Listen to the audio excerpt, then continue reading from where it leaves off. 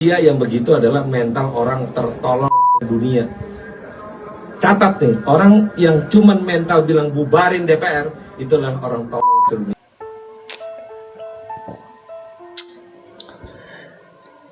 Pernyataan Syahroni, Wakil Ketua Komisi 3 DPR RI, yang menyebut bahwa orang yang hanya bermental bilang bubarin DPR adalah orang tolol sedunia. Ia mengatakan hal tersebut untuk merespon munculnya seruan atau ajakan demonstrasi yang menuntut pembubaran DPR yang viral beberapa hari belakangan ini di media sosial.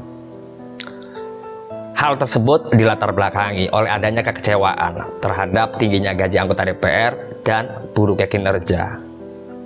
Terlepas bahwa isu demonstrasi yang diembuskan untuk dilakukan pada 25 Agustus mendatang berjalan atau tidak, berjumlah masif atau tidak, berhasil mencapai tujuan atau tidak, pernyataan Syahroni jelas sangat ahistoris.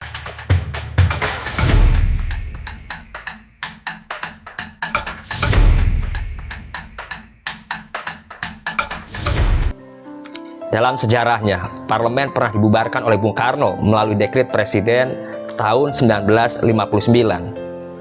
Konstituante yang merupakan produk pemilu 1955 dianggap gagal menjalankan tugasnya untuk menyusun Undang-Undang Dasar baru untuk mengganti Undang-Undang Dasar sementara 1950. Keluar dekret juga mengembalikan kedudukan Undang-Undang Dasar 1945 sebagai konstitusi negara.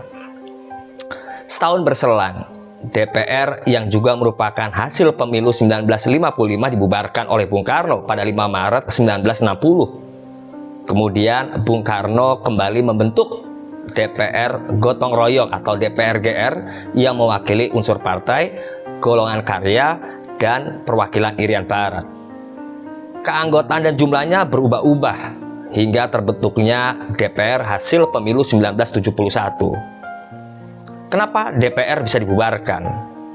Besarnya pengaruh presiden dan meningkat drastisnya kekuatan politik dan ekonomi tentara semenjak pemberlakuan keadaan darurat perang tahun 1997 akibat terjadinya berbagai pemberontakan dan ancaman eksternal memungkinkan hal ini terjadi.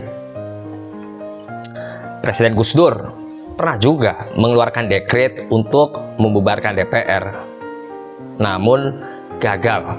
Mengingat Gus Dur memiliki kekuatan politik yang sangat lemah pada saat itu, juga tidak mendapat dukungan dari tentara dan kepolisian sebagai kekuatan pemaksa.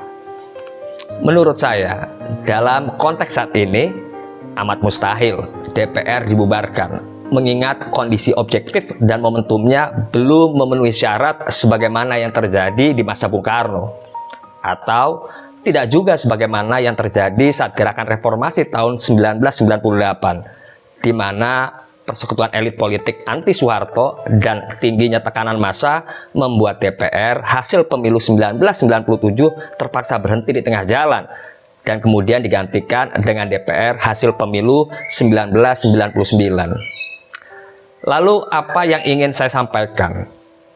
Pembubaran DPR tentu bukan yang dimaksud menghapus lembaga legislatif, tetapi hanya mengganti personilnya. Dalam pengamatan saya, isu tersebut saat ini masih bersuara kecil, hanya merupakan ekspresi kekesalan semata yang disampaikan melalui media sosial, belum terkonsolidir dan menjadi titik temu berbagai kelompok sosial dan organisasi politik. Saya yakin mereka yang bersuara juga sangat sadar tidak mungkin membubarkan DPR sebagai sebuah institusi, sebab tanpa legislatif sudah pasti negara akan menjadi otokratis. Jadi, setelah penjelasan saya barusan, terdapat pertanyaan kunci di akhir video ini.